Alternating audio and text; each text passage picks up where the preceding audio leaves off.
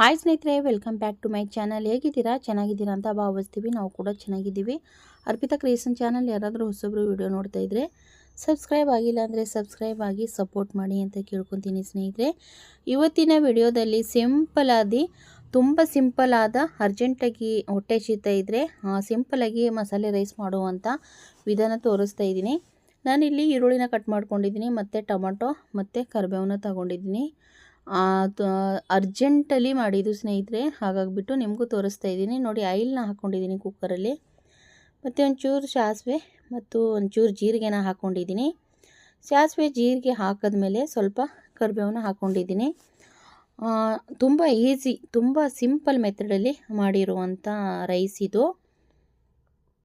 ಮತ್ತು ಉದ್ದುದ್ದಾಗಿ ಈರುಳ್ಳಿನ ಕಟ್ ಮಾಡಿರುವಂಥ ಈರುಳ್ಳಿನ ಹಾಕ್ಕೊಂಡು ಎಣ್ಣೆಯಲ್ಲಿ ಬ್ರೌನ್ ಕಲರ್ ಬರುವವರೆಗೂ ಯಾವಾಗಲೂ ಈರುಳ್ಳಿನ ಫ್ರೈ ಮಾಡ್ಕೋಬೇಕು ಸ್ನೇಹಿತರೆ.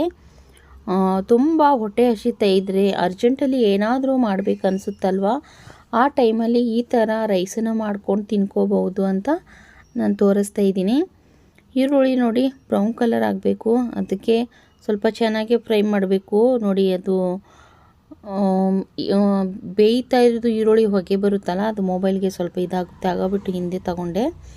ಈರುಳ್ಳಿ ಬ್ರೌನ್ ಕಲರ್ ಫ್ರೈ ಆದಮೇಲೆ ಉದ್ದುದ್ದಾಗಿ ಕಟ್ ಮಾಡಿರುವಂಥ 2 ಟೊಮಾಟೋನ ಹಾಕ್ಕೊತಾ ಇದ್ದೀನಿ. ನೋಡಿ, ಈರುಳ್ಳಿ ಮತ್ತು ಕರಿಬೇವು, ಸಾಸಿವೆ, ಜೀರಿಗೆ ಮತ್ತು ಉದ್ದುದ್ದಾಗಿ ಕಟ್ ಮಾಡಿರುವಂಥ 2 ಟೊಮಾಟೊ ಹಾಕಿ ಟೊಮಾಟೋನ ಸ್ವಲ್ಪ ಫ್ರೈ ಮಾಡ್ಕೋಬೇಕು.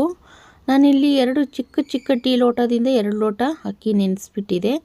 ಗರಂ ಮಸಾಲ, ಉಪ್ಪು, ಅರಿಶಿನ, ಧನಿಯಾ ಪೌಡ್ರು ಮತ್ತು ಖಾರದ ಪೌಡ್ರನ್ನ ಬಳಸ್ತಾ ಇದ್ದೀನಿ.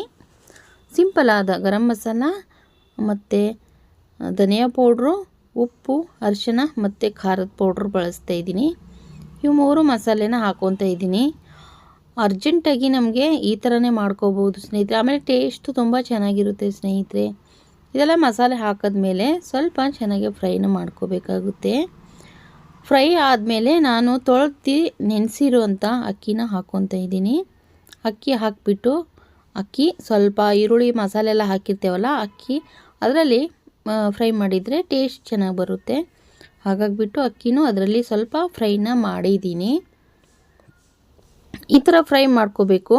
ಫ್ರೈ ಆದಮೇಲೆ ನಾವು ಅಕ್ಕಿ ಬೇಯಿಸ್ಕೋಬೇಕಲ್ವ, ಅದರಲ್ಲಿ ಅಕ್ಕಿ ಇತ್ತು ನೆನೆಸಿರೋದು, ಹಾಗಾದ್ರಲ್ಲಿ ಸ್ವಲ್ಪ ಬಟ್ಲಲ್ಲಿ ನೀರನ್ನು ಹಾಕಿಬಿಟ್ಟು ಹಾಕ್ಕೊತಾ ಇದ್ದೀನಿ. ನಮಗೆ ಅಳತೆ ತಕ್ಕಷ್ಟೇ ಎಷ್ಟು ನೀರು ಬೇಕು, ಅಳತೆ ತಕ್ಕಂತೆ ಎಷ್ಟು ನೀರು ಬೇಕಷ್ಟು ನೋಡಿಕೊಂಡು ನಾವು ನೀರನ್ನು ಹಾಕ್ಕೋಬೇಕು. ನೋಡಿ, ನಾನು 1.5 ಗ್ಲಾಸಷ್ಟು ನೀರನ್ನು ಹಾಕ್ಕೊಂಡಿದ್ದೀನಿ ಸ್ನೇಹಿತರೆ. ಇವಾಗ ನೋಡಿ ಎಷ್ಟು ಚೆನ್ನಾಗಿ ಬಿರಿಯಾನಿ ಥರ ಕಾಣಿಸುತ್ತೆ. ಇದರಲ್ಲಿ 1-2 ಮೊಟ್ಟೆ ಪೀಸು ಇಲ್ಲ 1-2 ಚಿಕನ್ ಪೀಸ್ ಹಾಕಿಬಿಟ್ರೆ ಸೇಮ್ ಬಿರಿಯಾನಿ ಥರ ಇರುತ್ತೆ ಸ್ನೇಹಿತರೆ. ಅಷ್ಟು ಟೇಸ್ಟಿಯಾಗಿರುತ್ತೆ, ಅಷ್ಟು ರುಚಿಯಾಗಿರುತ್ತೆ, ತುಂಬ ಚೆನ್ನಾಗಿರುತ್ತೆ. ಇವಾಗ ನೀರನ್ನು ಹಾಕಿದ್ಮೇಲೆ 2ರಿಂದ 3 ವಿಜಲು ಹಾಕಿಸ್ಕೋಬೇಕು. ಇವಾಗ 2 ವಿಜಲ್ ಆಗಕ್ಕೆ ಬಿಡ್ತೀನಿ.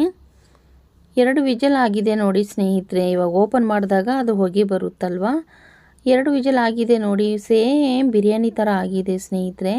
ತುಂಬ ಟೇಸ್ಟಿಯಾದ, ತುಂಬ ರುಚಿಕರವಾದ ರೈಸ್ ಆಗಿದೆ. ನೋಡ್ತಾ ಇರ್ಬೋದು ನೀವು.